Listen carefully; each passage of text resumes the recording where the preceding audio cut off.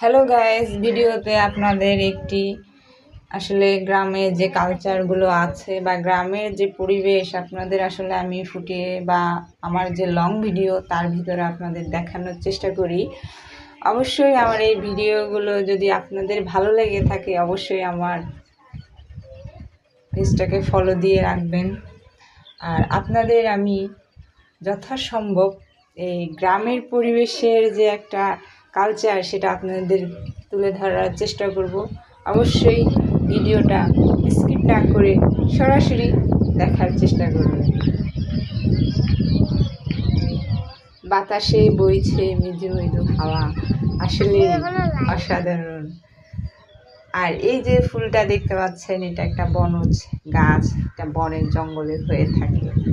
এরকম অসংখ্য জিনিস আছে আমাদের দেখার মতো, যা আমরা অনেকেই অনেক কিছু জানি না। প্রকৃতির মাঝে এমন অনেক রহস্য, অনেক জিনিস আছে যেটা আসলে আমাদের এখনো অনেকেরই অজানা।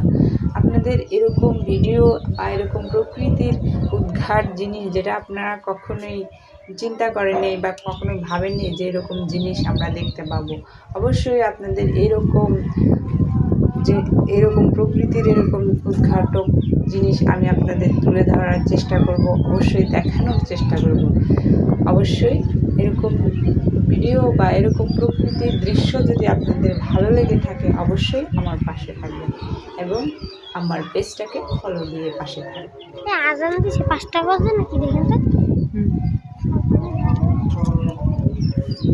অবশ্যই সময়টা একদম সন্ধ্যার শেষের মুহূর্তে, কিন্তু আসলে সূর্য ডুবে যাওয়ার শেষ মুহূর্ত আপনাদের দেখানোর চেষ্টা করলাম।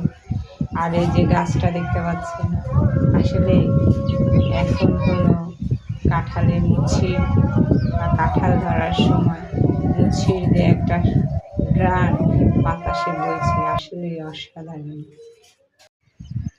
হ্যালো গাইস, ভিডিওতে আপনাদের একটি আসলে গ্রামের যে কালচারগুলো আছে বা গ্রামের যে পরিবেশ আপনাদের আসলে আমি ফুটিয়ে বা আমার যে লং ভিডিও তার ভিতরে আপনাদের দেখানোর চেষ্টা করি।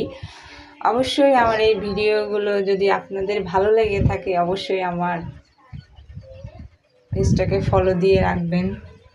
আর আপনাদের আমি যথাসম্ভব এই গ্রামের পরিবেশের যে একটা কালচার সেটা আপনাদের তুলে ধরার চেষ্টা করব। অবশ্যই ভিডিওটা স্কিপ না করে সরাসরি দেখার চেষ্টা করবেন।